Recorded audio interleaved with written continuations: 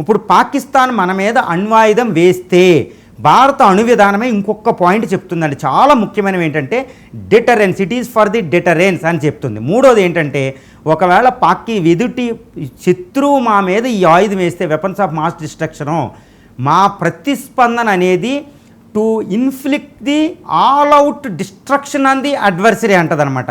అంటే శత్రువుని కూడా తీసుకోలేని విధంగా నాశనం చేస్తామని చెప్పింది. దానికోసం డిటరెన్స్, మినిమం డిటరెన్స్ అనేది న్యూక్లియర్ ట్రైడ్ అంటారు. అంటే 3 వాహకాలు ఉంటాయండి, ట్రైడ్, 3 అని 3 ఉంటాయి. అది నౌకాదళ పరంగా. అక్కడ మనకేముంది, SSN అనే మిసైల్ ఉంది, INS అరిహంత్ అక్కడ ఒకటి ఉంది, K-17 మిసైల్స్ ఉన్నాయండి అక్కడ, K-100 అని అదొకటి. విక్రాంత మీద న్యూక్లియర్ ఇవి ఒకటి ఉంటాయి, న్యూక్లియర్ని బాంబులు పట్టుకెళ్ళే బాంబర్స్ ఉన్నాయండి, ఇది MiG-29 ఒకటి.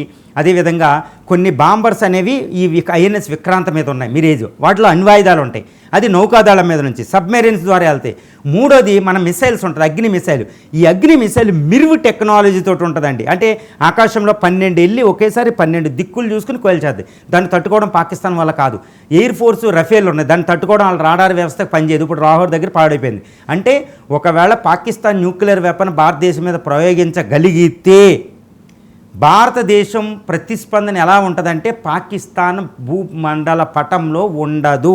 ఎందుకంటే భారతదేశం దగ్గర 145 ఒకేసారి 10 అణ్వాయుధాలని కరాచీ, లాహోర్, ఇస్లామాబాద్, క్వెట్టా లాంటి టౌన్ని సర్వనాశనం చేసే విధంగా భారత అణ్వాయుధ ప్రయోగం ఉంటుంది. అంటే ఒక్క అణ్వాయుధం భారతదేశం మీద పడగానే మనం వెంటనే సెకండ్స్లో ప్రతిస్పందించే విధానం ఎలా ఉంటుందంటే it is complete inflict destruction, complete destruction. భారత అణ్వాయుధం చెప్పినట్టు అంత శక్తి భారత న్యూక్లియర్ ట్రైడ్ దగ్గర ఉంది.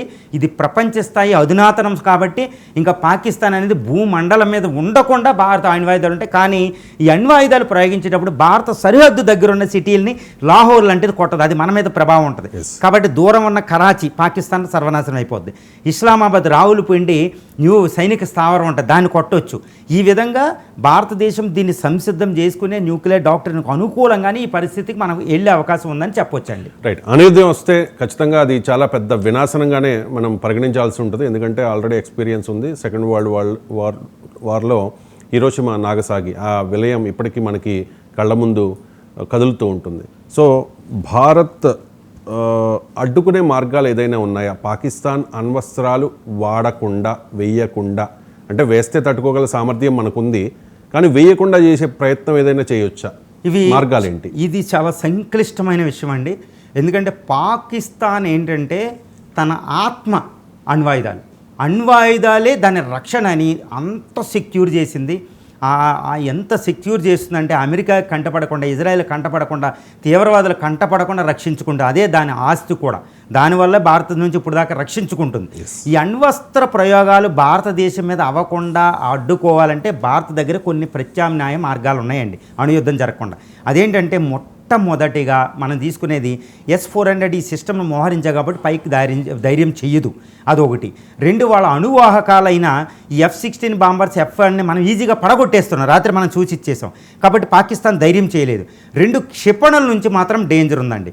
ఆ క్షిపణుల దగ్గర మిరువు ఉందని వాళ్ళు చెప్తున్నారు. మిరువు అంటే మల్టిపుల్ ఇంటర్ఆపరేబుల్ రీఎంట్రీ వెహికల్స్ అని. అది పొరపాటున వాళ్ళ దగ్గర ఉంటే మనం అడ్డుకోవడం అనేది సాధ్యం కాదు. ఎందుకంటే ఒకవేళ అలాంటి పరిస్థితి ఉంటే వేరే ప్రత్యామ్నాయ మార్గం మనం వెతకాలి. ఒకటి, మనం సంసిద్ధంగా ఉన్నాం. 2, కీడించి మేలించాలి. 2, అలా అణ్వాయుధాలు మన మీద పడకుండా ఉండి చేయాలంటే 2, అంతర్జాతీయంగా అమెరికా, సౌదీ అరేబియాను రంగంలో దింపాలి. ఇప్పుడు రాత్రే భారత విదేశాంగ మంత్రి నేషనల్ సెక్యూరిటీ అడ్వైజరు అమెరికా విదేశాంగ మంత్రితో మాట్లాడారని తెలుస్తుంది.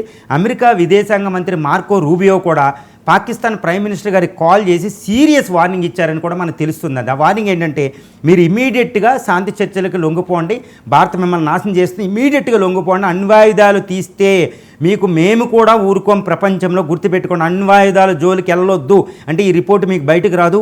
వాళ్ళు ముఖ్యంగా అమెరికా ఇన్వాల్వ్ అయితే అణ్వస్త్ర యుద్ధం జరగకుండా ఉండడానికి. మిగిలిన యుద్ధం వల్ల వాళ్ళకి ఏం నష్టం ఉండదు. వాళ్ళ సిటిజన్స్ని ఆల్రెడీ ఎక్కడికక్కడ జాగ్రత్తగా ఉండమని చెప్పారు. ఈ యుద్ధం వల్ల వాళ్ళకి ఏం నష్టం లేదు. 1000 కిలోమీటర్ల అవతల ఉన్నారు, 10,000 కిలోమీటర్ల అవతల. వాళ్ళకి నష్టం అమెరికాకి ప్రత్యక్ష నరకం ఉంటుంది మనకు యుద్ధం జరిగితే. ఎందుకంటే మిడిల్ ఈస్ట్లో 50,000 అమెరికన్ ఆర్మీకి కూడా డేంజరు. అమెరికా ఇంకోటి ఏంటంటే అమెరికా అణ్వాయుధం ఇప్పుడు వాడింది, ఇంకో ఏ దేశం వాడలేదు, ఇంకో దేశాన్ని అది వాడనివ్వదు కూడా. వాడితే అదే వాడాలని కోరుకుంటుంది అనమాట. సో అమెరికాకి నష్టం కలిగించే అణ్వయుద్ధం వద్దు అంటది. రాత్రికి రాత్రి షహబాజ్ షరీఫ్ గారిని అమెరికా వాళ్ళ విదేశాంగ మంత్రి పూర్తి స్థాయిలో వార్నింగ్ ఇచ్చారని తెలుస్తుంది. తర్వాత సౌదీ అరేబియా ఫారిన్ మినిస్టర్ కూడా భారతదేశంలో చెప్పకుండా వచ్చి విదేశాంగ మంత్రిని మీట్ అవ్వడం కూడా జరిగిపోయింది. అంటే ఇదంతా ఏంటంటే పాకిస్తాన్ వార్నింగ్ ఇవ్వడం, అణ్వస్త్రాలను తీయకుండా యుద్ధాన్ని ఆపడానికి అంతర్జాతీయ సమాజం ప్రయత్నిస్తుంది. రెండో విధంగా ఇంకొక సీక్రెట్ ఏంటంటేనండి, ఈవెన్ నేషనల్ సెక్యూరిటీ అడ్వైజర్ మన నేషనల్ సెక్యూరిటీ అజిత్ దోవల్ గారు Pakistan national security adviser Malik గారితో ఆల్రెడీ బ్యాక్ డోర్లో సమావేశం జరుగుతున్నట్టు తెలుస్తుంది. యుద్ధమే, సమావేశాలే. ఒరే నువ్వేమన్నా లొంగుతావా అని అడుగుతూ ఉంటారు. భారతదేశం యుద్ధం చేస్తూనే ఉంటుంది, కానీ శత్రువునే ఒరే లొంగుతావా ఇంకా కొట్టాలా, లొంగుతావా నిన్ను ఇంకా యుద్ధం చేయాలా, లొంగుతావా నీ కీళ్ళు ఇంకా వంచాలని చెప్తూ ఉంటారు ఎదుటివాడిని. ఎప్పుడైనా బాక్సింగ్లో కానీ క్రికెట్లో అరే వద్దావా ఒప్పుకుంటావా లేదా అన్నట్టు. భారతదేశం నేషనల్ సెక్యూరిటీ అడ్వైజర్ గారు ఎవరైతే నాయకత్వం వహిస్తున్నారో యుద్ధంలో, ఆయన నేషనల్ సెక్యూరిటీ అడ్వైజర్ని అడుగుతున్నారు. బ్యాక్ డోర్ మీటింగ్ జరుగుతున్నాయి అని కూడా తెలుస్తుంది. ఇది ధృవీకరించబోయిన ఈ మీటింగ్ జరుగుతుంది.